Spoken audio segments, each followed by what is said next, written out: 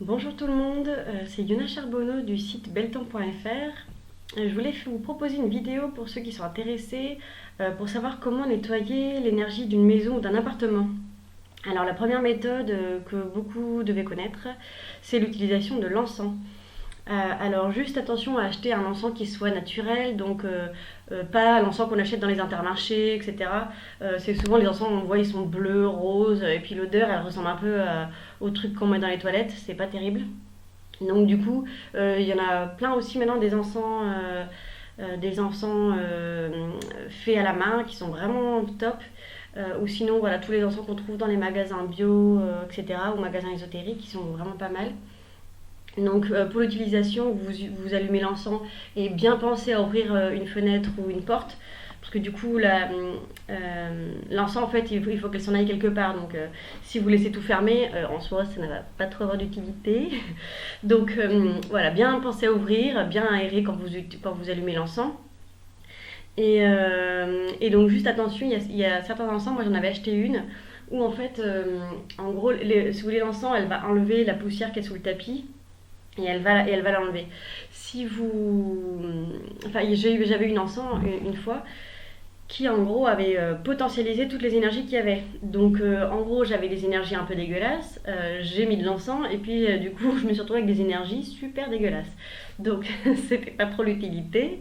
Donc ensuite il a fallu que j'utilise la deuxième méthode. La deuxième méthode en gros c'est vous faites un écran avec vos bras comme ça, vous visualisez que vous êtes un écran qui colle. Et un peu comme les trucs là à mouche là, vous voyez, ça fait un peu ça, pas très joli, mais c'est un peu l'idée. Donc vous allez d'un bout de la pièce jusqu'à l'autre, comme ça vous marchez lentement, et donc vous visualisez, vous sentez que toutes les énergies se collent à cet écran là transparent. Donc vous allez petit à petit doucement, et une fois que vous êtes arrivé au bout de la pièce, vous rassemblez toutes les énergies et vous les envoyez donc soit à la terre en demandant à ce que ce soit transmuté, ou alors dans les airs et vraiment toujours en demandant à ce que ce soit bien nettoyé. Voilà, parce que sinon vous envoyez chez le voisin, c'est moyen. Donc voilà, bien se rappeler à transmuter ça. Euh, donc voilà, attention juste à certains encens qui effectivement vont juste faire que potentialiser tout ce qu'il y a. Et bah voilà, du coup faut bien regarder. Et de toute manière c'est utile de s'habituer à ressentir un peu les énergies de la pièce pour justement pas rester dans une pièce où les énergies vont être un peu gluantes et plombantes. Hum, voilà, donc il y a la première méthode, l'encens, la deuxième de faire l'écran. Et moi je fais quand même un deuxième tour, donc moi je vous invite à faire, c'est qu'en fait vous longez les murs comme ça et bien insister dans les coins et en haut. Et en fait, en gros, vous ramassez toutes ces énergies-là et en fait, vous les mettez un peu comme dans un panier. En fait, enfin, soit vous mettez dans votre main, soit vous visualisez que vous avez un panier et vous prenez toutes les énergies pour les mettre dans le panier. Et pareil, vous allez dehors et donc vous les envoyez à la terre pour qu'elles soient transmutées, par exemple. Voilà, j'ai remarqué que dans les coins surtout, ça reste pas mal et en hauteur, on pense pas forcément regarder en hauteur et du coup, il y a pas mal d'énergie qui reste là-bas coincée. Voilà. Et du coup, troisième technique, oui, je voulais aussi parler pardon, de la coquille Saint-Jacques, il y en a pas mal qui utilisent ça pour purifier. Moi, je trouve que ça purifie pas tant, mais surtout qu'en fait, ça empêche l'énergie de stagner dans un endroit. Donc, ça fait comme un espèce de mouvement comme ça, et du coup, voilà, ça reste pas stagné. Donc, parfois, dans certains endroits, ça peut être utile d'en mettre une. Sinon, vous mettez une coquille Saint-Jacques et puis vous regardez après comment c'est, est-ce que c'est mieux ou pas. Euh, et donc du coup, troisième méthode, le gros sel. Donc là, c'est vraiment pour... Enfin moi, je l'utilise vraiment pour les grosses émotions, quand il y a vraiment pour les personnes qui vivent une rupture ou qui ont eu un gros choc émotionnel, parce que du coup, ça décape vraiment l'énergie, le gros sel. Donc en fait, vous mettez du gros sel dans des petits pots que vous placez aux quatre coins de la pièce. Et vous laissez 24 heures. Au bout de 24 heures, vous jetez dans les toilettes et vous tirez la chasse d'eau.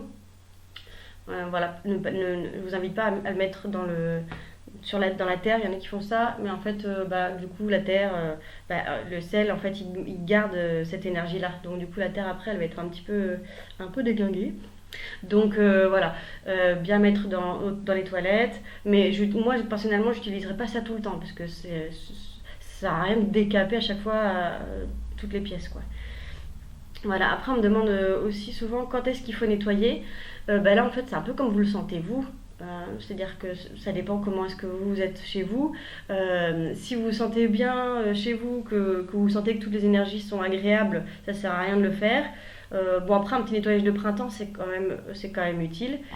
Euh, Par contre, je vous inviterai toujours à le faire après une émotion, du coup, après une émotion forte, donc après une tristesse, une colère, une dispute, vous avez disputé avec votre partenaire, bah, c'est toujours bien de nettoyer. Dans l'idée, vous allez vous coucher, le lendemain ça va mieux, vous vous asseyez sur le canapé, et puis en fait cette énergie-là, elle est toujours dans la pièce, donc en fait elle va de nouveau vous nourrir, et ça va repartir de plus belle, donc ça sert à rien. Donc pensez à bien nettoyer après une émotion, c'est toujours utile. Et sinon, bah, vous voyez bien, quand vous entrez dans une pièce, souvent vous dites: ah, je me sens pas bien, je sais pas pourquoi, je me sens bizarre. Bah, là, c'est que vous sentez une énergie en fait qui est pas agréable, donc là, ça peut être bon de nettoyer. Bon, sauf si vous n'êtes pas chez vous, forcément, c'est un peu délicat. Vous sentez pas votre encens, désolé, ça pue chez toi, voilà, non. Mais sinon, quand vous venez d'aménager, par exemple, c'est bien de nettoyer, parce que même si c'est pas forcément des énergies dégueulasses, hein, ça peut être tout simplement une énergie qui n'est pas la vôtre, qui vous correspond moins, donc ça peut toujours être bon de nettoyer à ce moment-là.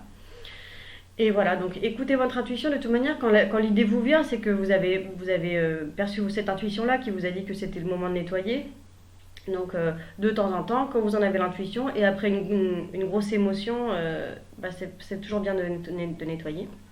Et sinon, oui, je voulais dire aussi, tout simplement quand on veut nettoyer de manière énergétique, mais en fait tout simplement nettoyer votre appartement, quand vous nettoyez à travers le physique, donc vous nettoyez vraiment avec votre éponge, votre serpillère, ça nettoie aussi les énergies. Donc c'est sûr que si vous nettoyez les énergies de votre appartement régulièrement, mais que chez vous c'est le bazar, bon ben ça contribue pas quoi. Donc l'un ne va pas sans l'autre aussi. Faire un petit nettoyage régulièrement, bon, ben, ça participe aussi au fait de nettoyer l'appartement. Je ne sais pas si vous avez remarqué, mais souvent, si par vous êtes en colère, vous mettez à nettoyer votre appartement. Bon, bah, ça vous aide aussi à nettoyer un peu vos idées, quoi. Donc voilà, l'un ne va pas sans l'autre, c'est bien d'associer les deux. Et voilà, je crois que j'ai tout dit. Bah, si vous avez des questions, bah, n'hésitez pas à me demander. Et puis voilà, et bah, je vous remercie d'avoir regardé la vidéo en espérant que ça vous a intéressé. Et puis peut-être une prochaine fois pour une autre vidéo.